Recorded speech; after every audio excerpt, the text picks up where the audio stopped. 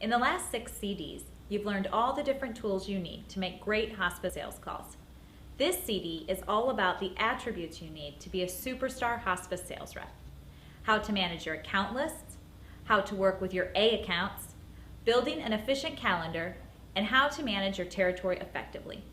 While it might seem like a lot of upkeep or organizational tools, this next section could make the difference between having 0 referrals and 10 referrals in a day. Are you ready to learn about account and territory management? Let's get started. The 8th module, Account and Territory Management. Lesson 1, Account Lists and Other Tools.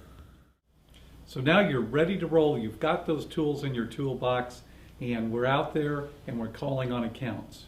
But we want to make sure that we've done a good job of looking at how we're going to approach strategically our territory. By this point, you should, whether you're new or existing, you should have a defined territory. That territory is going to then give you an account list. Okay, so whatever the length of that account list is, and we believe that it should be somewhere around 50 or 60, no more than 100 accounts. Now, when I'm talking about an account, I'm talking about an entity that can become or is a referral partner and gives us referrals, that you're managing the relationship. Where it gets a little bit, apples and oranges from organization to organization is how you count accounts. For example, if I have a large physician practice and there's 8 different physicians in the practice and I have 8 different relationships with them, are you going to count that as 8 accounts or one account that has 8 different identified pieces to it and how you're going to manage it? We don't care how you count it. We just care that you identify it and break it down at that, using that type of a methodology. So you should have a defined account list. That account list then should be broken down and rated by A, B, C, or prospect.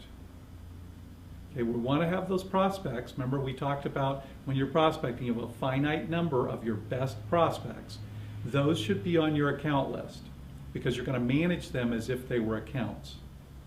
So your account list should have your A accounts, B accounts, C accounts, and prospects. If you're brand new, you're going to have a lot of prospects and maybe not any A or B accounts. Hopefully you've got some accounts in your territory that have given us business in the past. If you're taking over a territory that's a more mature territory, then you're going to have A's, B's, and C's. And what do we know? There's few A's, more B's, and a lot of C's. And our goal is to always be looking for strategies to add to the number of A accounts I have. Number 1 on my list is to have more A accounts. A accounts are going to be the success. You will be as successful as you have the number of A accounts. So once I've done that, then it becomes fairly clear I can identify my top 25 accounts. And why do I want to identify my top 25? Well, number 1, I can see 25 accounts each and every week. So that list is going to be made up of your A's, your B's that have potential to be A's, your C's that have potential to become A's eventually, and your prospects, which are your best prospects, a combination that gives you your top 25. And then I'm going to plan my schedule so that I'm in those accounts every week. Now, this is going to shorten the sales cycle, as we talked about previously, because I'm going to have those consistent and constant contacts with these accounts. I'm taking those hot prospects and treating them as if they were an A account or top 25 account. And then you're going to fill in the rest of your time using your route lists that are developed geographically, that then you'll use the rest of that time to make those calls on an every other week or every third week type basis. And those are going to be your C's that really don't have a lot of potential, or your other prospects. So again, our goal is to identify those B's that I can move to A's and really work them diligently. I'm always going to be working the A's because I'm protecting those accounts. So again, you should have a developed account list. If you do not, then you should get with your boss, your manager, and make sure that we do have a defined list of accounts so that you can plan your time and be highly effective. Certainly within that list, we're going to tell you that you should have identified 5 top opportunities. They could be called project accounts, they could be whatever you want to call them, but they're your 5 top opportunities for growth of referrals in the quarter, coming at the coming quarter, which is 90 days or 3 months. So, as I'm planning, I'm going to identify where I think I've got the greatest potential to generate the most referrals in my account list over the next 90 days. Those opportunities, top 5 opportunities, could be an A account, it could be a B account, it could be, a hot prospect, it could be a dormant account, an account where we had issues in the past and they stopped referring to us and we're still working on getting them to start back. Wherever you feel like you've got that best opportunity is going to be those top 5 opportunities. And you're going to identify them and you're going to dig really deep into them. You're going to work them diligently and you're going to have a plan to have them result in, a good number of referrals at the end of the process. With your account ratings, I talked about having A, B, and C accounts. The question we get typically from salespeople then is, well, gee, Mike, what's an A account? And I wish I could give you a hard and fast number, because from organization to organization, territory to territory, it's going to be a different number that's going to establish that. But I would say at a minimum, an A account should be giving you at least 1 admission every month. So that'd be 12 plus per year. And if we look at that and think about it, if I've got a top 25 list and my goal is to get 20 of those to A status over the next year, if I've got 20 A accounts, then every month, starting the month, I know I've got 30 to 40 admissions already going to be coming in. Now, why do I say 30 or 40? If you're doing the math at home, 20 times 1 a month is 20. But what we know is you're going to have those accounts that give you more than 1. So again, rate your accounts, find out what your company's ratings are. If you haven't established them, get an agreement from your boss on what an A account would be. And then the B accounts, are typically, if it's 12 or more a year to be an A account, then typically my Bs are going to be in the range of 4 to 11. Okay? And if a C account has given us 1 to 3 admissions during the last 12 months. So what you'll need then is that number. How many admissions did we get from your account list for the last year? Now, you should have the ability to look at that month by month to see if there's any trends, see if there's anything, and then going forward, you're going to want to get the same data every month. How many admissions did I get from each of these accounts? So you can monitor and make sure that they're trending up and not trending down, and be able to plot your strategy accordingly. We're going to suggest that you have, once you've rated the accounts, that you keep account profiles. Now, again, as I said earlier, the account profiles can be on paper, they can be done electronically.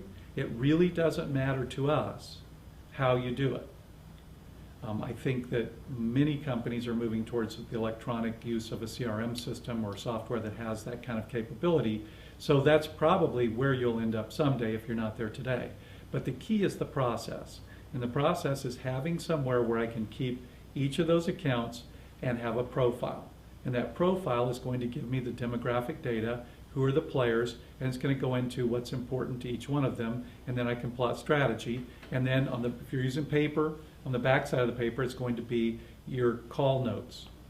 And the reason I want to do this is that then when I'm making my sales calls, I can grab off my desk, the passenger seat of the car, and go to that profile and review where I am in the process, make sure I know who I'm going to see and everything else before I walk through the door.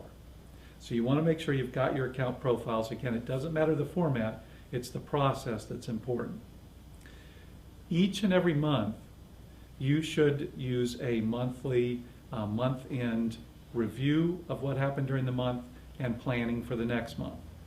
Now, typically you're going to want to start doing this about 5 days before the end of the month as far as what's my plan for the month ahead. And then at some point, within 5 days of the finish of the month, you're going to want to review the prior month and look for and make sure that your plan worked and that there's no accounts that have dropped off, that used to be a consistent 1 or 2 a month type account, and they didn't give us anything last month or the month before, so I can address that. So my month-end analysis is going to be to go through my accounts, see who gave me the business, what worked, what didn't work, and then what's my strategy for the month ahead. Okay, that's going to be very, very important and a critical key to your success, that you have that month coming up planning done before the month starts. You should be able to slot out your calendar, and we're going to talk about that in a minute. But you need to know exactly what your plan is, and you need to have defined account list, the top 25s you're going to see at least once a week, and you should have some kind of system in place, whether it's a grid on paper or something in your electronic system that tracks that you are actually making those weekly calls. Because you'll get busy, and what we know from our experience in working with many, many sales reps out there is you think you're getting into those accounts pretty close to every week, but if you look at it on a calendar and plot it out, there's actually 2 and 3 week, maybe even a month gap in there. And you cannot effectively move your sales process forward if I've got big gaps in the process. So be organized and have all this data ready, have it available in the field, and then go out and use it and be successful. Lesson 2, account management. So let's talk a little bit about managing those accounts using the tools, your account lists and other tools that we talked about in the last lesson. How am I going to use that to make myself more efficient and effective? And let's start with the account profiles. What is the information that you need to know about your accounts? And so, again, we can provide you with a generic account profile if you don't have one. Hopefully your company already has one that they'll have you using. If not, email us and we can certainly get you one as a starting point. But you need to figure out what's important to you and your organization, given what you guys do best and what the plan is for your territory, whether you've got a lot of facilities or mainly doctors. Different types of accounts are going to have different pieces of data you want to have, and your form and your format, if it's an electronic software program, is such that you need to be able to monitor and manage those accounts and have the information that you need to know. If it's not on the form and you find yourself writing it in the margin or in the notes section and it's a piece of information that you want to collect on every single account, I would suggest adding that to the form so that you don't miss it. Your account profile form you could even use when you're opening a new account or working with a new account, especially if you're a new rep. You can take it in and be able to talk to them about the fact that there's certain things that I need to know about you guys so that I can really do the best job managing your hospice needs and making your life easier. Lesson 3, need to know account information. So we're working with the data that we need to know about each account. And one of the most important things on the front end is, what's the account rating? Now, if all of these processes are new to you and you haven't kept account profiles and you have 100 accounts, let's say, then look at this as a project that you can chunk out and break into manageable pieces. I want to get the profiles done on my A accounts first. Those are your most important. Those are the ones you have the most data on. Those are the ones that are going to be the easiest to fill out, but also the most important for you when you're managing your accounts. So do your A accounts first, then do your top 25. Now, many of you are going to have so few A accounts that you should just go ahead and do the top 25, including the A accounts. Do those and use them. Those are the ones you're going every week. You need them every week. The other accounts you can make, if you're doing a sheet, some type of a paper system, you can make a sheet for them when you make that next call. And so it doesn't become a huge burden. This process of making your account profile book should not take up a whole bunch of time. Okay, we don't want you to sit in the office for days developing, profile sheets for every one of these accounts, many of whom are prospects. So use that process to do it, and start again with what the account ratings are and where they are on the top 25. To determine your A accounts, you're going to need historical data, and the ideal thing to use is the last 12 months of admissions. If you have the ability to get that information and calculate it on a rolling basis, meaning that if I'm in December, if I'm on December 1st, then I'm looking at how many admissions they gave me from November back to December of the last year. Okay, so you want 12 months of data. Ideally, you want to have that rolling 12, so you've got real-time last 12 months calculating the ratings. If not, then you'll use last year's data, and as this year progresses, you will want to be annualizing the number of admissions you've got to make sure that they're on track with where they were last year. If you use that rolling 12, then essentially that's going to give you the number on an ongoing basis. And if it starts to decline, what that number is, declines, then that's going to tell you that there's something going on and you need to address it. So you need to have that historical data, and you need to be able to look at it on a month-to-month basis to see where your business is coming from. We even suggest that you should be projecting where your business is going to come from for the next month. So as you're going through and making your plan, think about what is the productivity, how many admissions do I expect to get from each of these accounts, and go ahead and put that on a sheet or something, and then see how close you come to it at the end of the month. By having that kind of a specificity to your goals means that you're going to be more likely to have it happen, and you'll be amazed at how good you get at projecting where your business is going to come from. Now, that being said, this is hospice. So it's never going to be completely predictable, because there's always stuff that happens and those different things that affect us. So, but that would be your process. What's that basic data set, though, that we need to know about each account?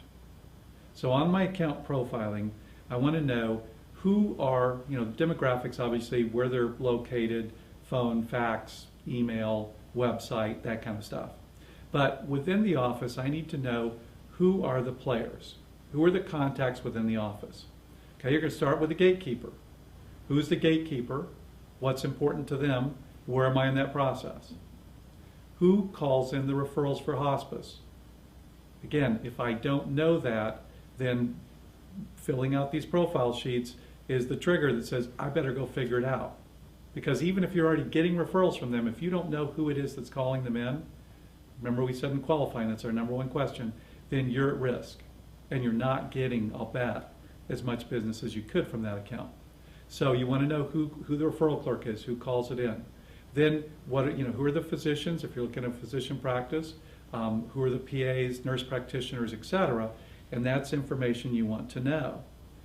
In a skilled facility, you're going to want to know who the administrator is, who the director of nursing is, any ADONs, any charge nurses on the wing where most of the hospice patients are going to be.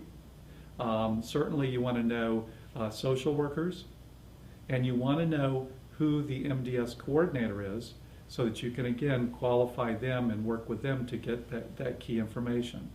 If you're looking at a hospital setting, then what do I want to know? I want to know who are the case managers and discharge planners, who's handling those patients being discharged into the community. To the extent that you're working with any of the floor nurses or charge nurses, who are they? Who are the people you're working with? Who runs the emergency room? Who's the key person there? Because that can be a very good referral partner for you as well. So again, based on what type of account it is, who are the players, and get them, and how do I contact them? If you know when the best time to catch them is, you want to have that documented as well. The next thing you're looking for is what's important to this account. And we said that we're determining what's important by each person. So if you don't know what's important to them, then that becomes a goal to find out. Certainly we want to know what's important to the physician, but start with that referral clerk. What's most important to them? And they can give you a lot of that information that you need to fill in the blanks on the other players. They can tell you the process, and they can tell you when they identify, well, we have 3 nurse practitioners, Say, great. Which of those typically sees more of your older patients? Again, I'm zeroing in on the one that's most important. What's most important to them when dealing with hospice or placing patients for hospice? So that's the information that you need to know that's critical. Any other information that you may want to collect might include things like birthdays, anniversaries, spouse, kids, whatever it might be. Whatever you use to really manage those relationships, you need to have some way that you can keep track of that so that you can use that then appropriately as you're going forward and building those stronger relationships. Your account profile sheet should give you everything you need to know to manage a long-term relationship built on you being a value add to the process and there being trust built along the way. So make sure that your systems being either your paper profile sheet or your electronic data, supports that process. Lesson 4, working with A accounts. The single most important thing that will determine your success long-term in your job is the number of A accounts that you manage. So we want to start with looking at, and you've organized your accounts, which accounts are your A accounts and how well do you know them? Okay, you need to look at that and you need to know where they stand in the pecking order. And then again, look at the B accounts and see which ones are going to be good targets to move up to A's. Okay, but let's talk about the importance of managing those A accounts. What we know is that if the A accounts are your best accounts, then by definition, they're going to be your competitors' targets. So if they're good referral partners, if they're really a big account, you have to know that every other competitor in your market is totally shooting at you and trying to get business from that account. So you have got to manage it actively. You've got to be proactively asking questions. You've got to have your ear to the ground talking to everybody in that particular account to make sure you know that everything's good. Once you get a territory with a number of mature accounts, you will spend a lot of your time in your A accounts. But again, the number of A accounts you have will determine your success. So you've got to really be looking at how you can protect those accounts.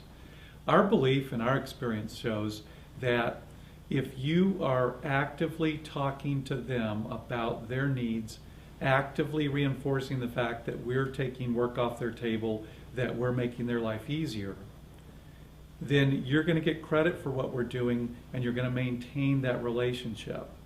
If you have a value add to them, if they look at you for their go-to person for hospice, that's how you protect that relationship. So how do you build that? If you don't have that currently, you want to be constantly on the lookout for information pertaining to hospice that would be of interest to that person.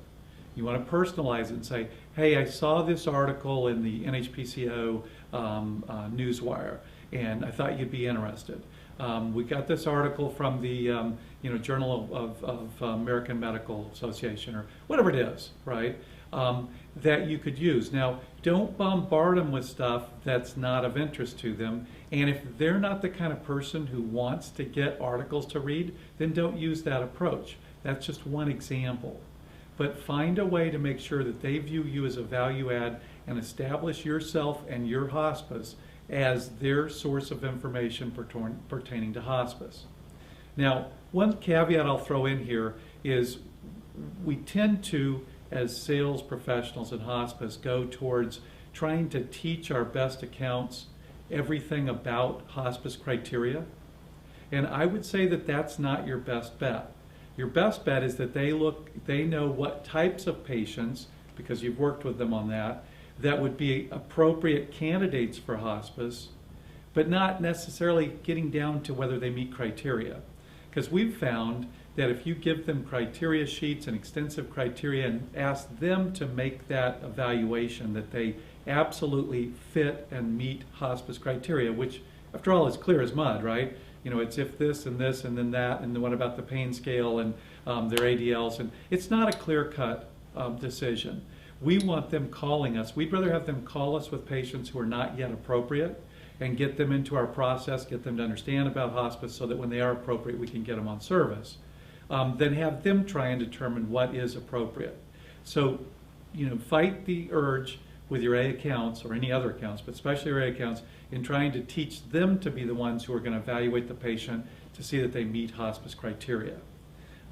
Your competitors may be doing that, and if your account has a genuine interest, they really want to know about criteria and they want to understand it and that's their personality, then by all means, get them that information, help them understand it, but also make sure that they know that you're here and we're here to support them in that, and they don't have to make a final assessment and make sure that they're absolutely positively meet criteria. Because if you have them doing that job of screening there, you're going to lose referrals that you would have otherwise gotten. So I think that that's a key thing to think about is building that relationship and building it based on what's of interest and important to them. Okay, so, and you're going to have some personal things that will come in there as well. Also, with an A account, we believe that you should be in there a minimum of once a week. So your planning should reflect a weekly visit to your account. You should have a plan for what you're going to do and a goal for each of those calls. But again, that consistency, that being in there on a daily basis or a weekly basis, is going to be the best thing to protect your account relationship and help to grow how they use hospice and grow those referrals. Your best account, the opportunity there may be to get them to think of hospice for other types of patients they're not currently using them for. That may be one of your top opportunities for growth. Your best opportunities may be one of your A accounts. So remember that there's always more business to get there, and if we can continually get them to see us as a solution for more of their patients and more of their problems, you're going to solidify that relationship and protect it. We talked about the top 25 list. We're managing the top 25 almost as if they are A accounts by visiting them once a week. So our research and our experience shows that you can manage 20 to 25 A accounts, because that's about the limit that you can see on a weekly basis and still do everything else that you need to do. Now that may vary if you have to do consents or informationals or things like that, but that's a whole nother topic. But your goal, if you can get to have 20 A accounts, you will be very, very successful, because that's going to give you a great base of business. And the last thing I want you to think about with A accounts is absolutely, positively, never ever take them for granted. They are your bread and butter. There's the rule in business that says that 80% of your business comes from 20% of your accounts. My belief is that in what we do, it's closer to 85-15 or 90-10.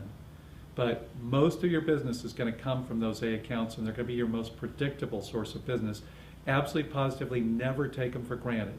If you ever hear yourself saying, oh, they wouldn't use anyone else, again, that's your diagnostic tool that says, whoops, taking them for granted, I need to be careful about that, because I've got to proactively manage and protect these accounts. They're my bread and butter. Lesson 5, building a calendar. Let's talk a little bit about building your calendar.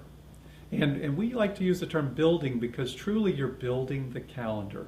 You build it piece by piece, strategically, using all the information you now know about your accounts, your A accounts, your top 25, your top opportunities, etc.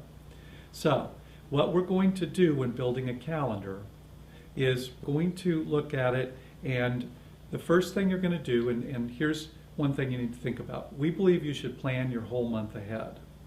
So be thinking about planning at least a month at a time. The rest of the items that you have on that are scheduled further out on your calendar, that's where you're going to start when you have a new month in front of you. What are the items that I had scheduled previously? And make sure that we know where they are and that we plan around them.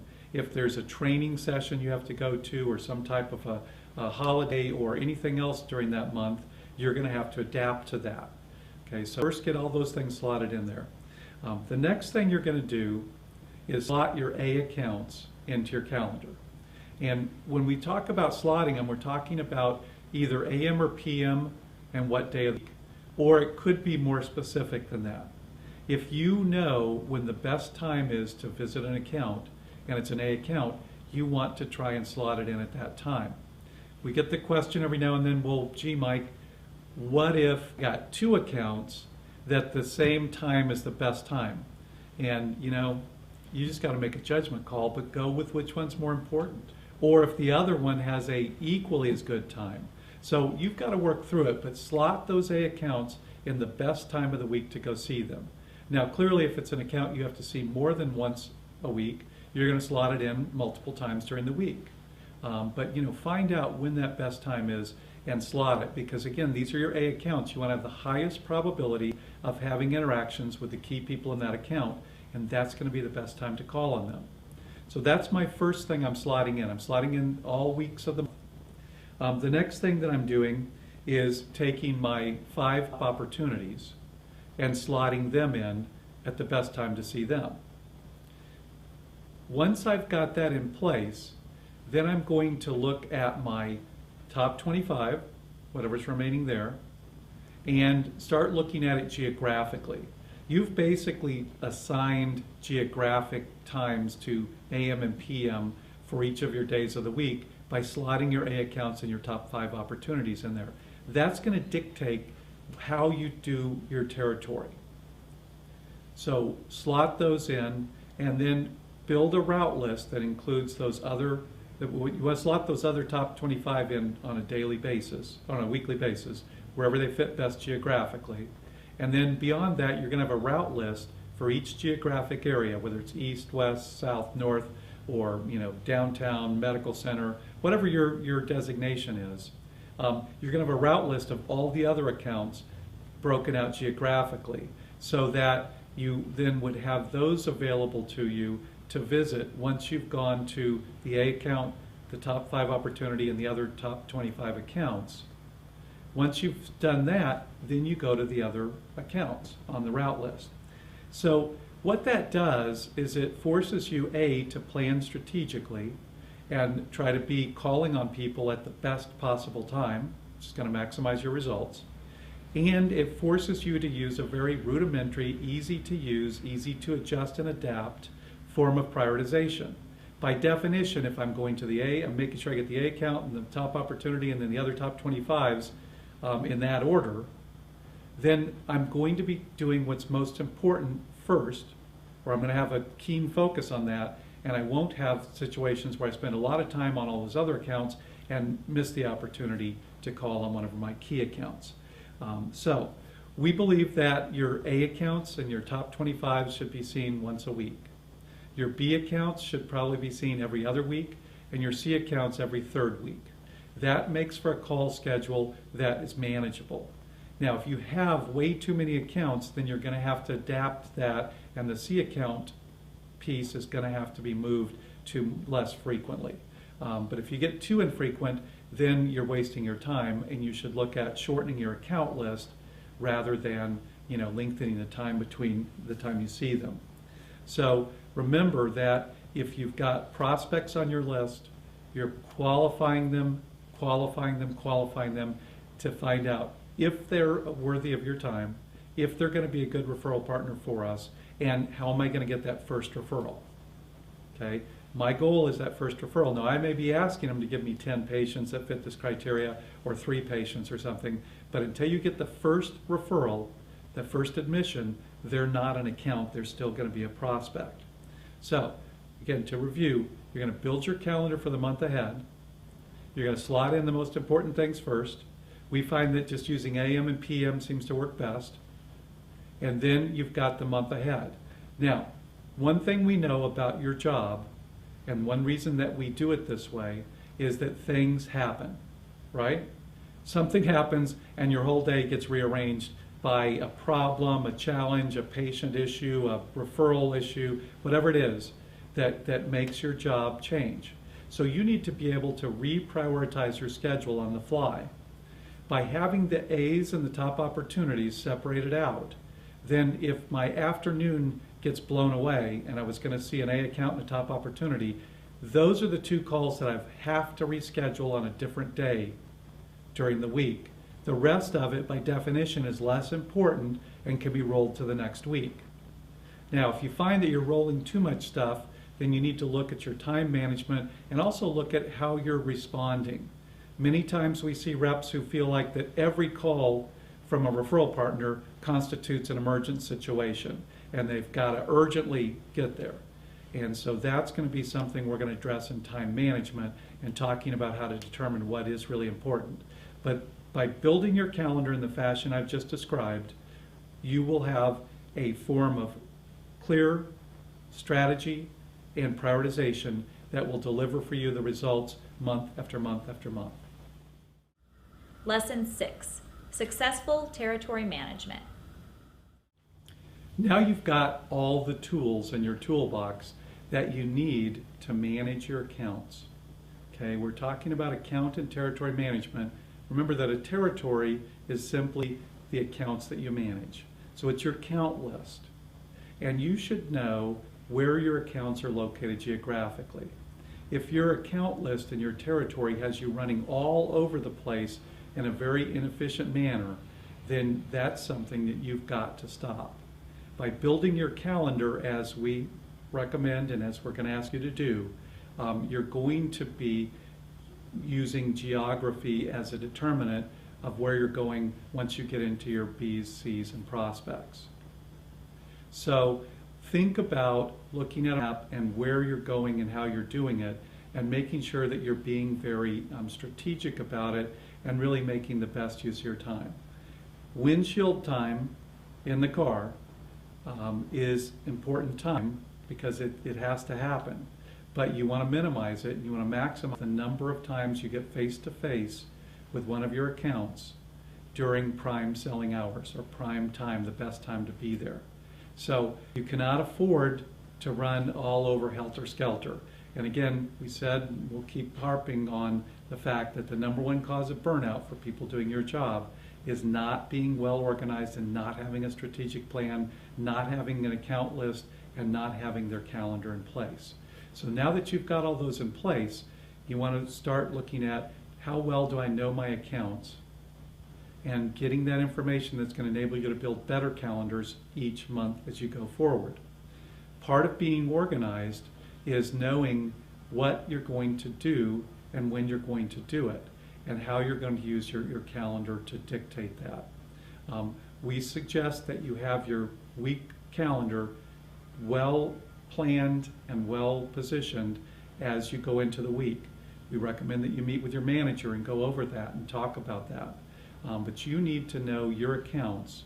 You need to know what's going on with them, and you need to know that you're being as efficient and effective as possible. And you need to be willing sometimes when the office calls and says, hey, can you run over to? Sometimes you're going to have to say, make a value judgment and say, I can't do it right now. I'm on my way to an A account. Could I do it later? Okay. Just because they're calling you, you can work through it and you can do some prioritization there, but don't make everything a distraction that throws you off of your calendar. What we know is that at the end of the week, how you execute on your calendar will look different than how you planned it, because as I said, things happen and things change.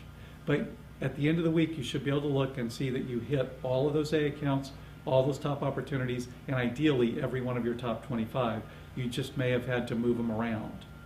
Okay, so that's going to be the key, and that's where you're going to get the satisfaction and the results that show up in referrals. When you go over your calendar for the week just passed and what you did with your manager, you want to point that out to them, because that's going to be your key activity. So you've got your week ahead planned, and you've got it in front of you, and you've looked at it, and you've made sure that everything makes sense, knowing you know today, maybe this is Sunday evening or Monday morning early, and you're looking at the week ahead, and you want to have that ready before you have your meeting with your manager, so you can show them what you have planned for the week.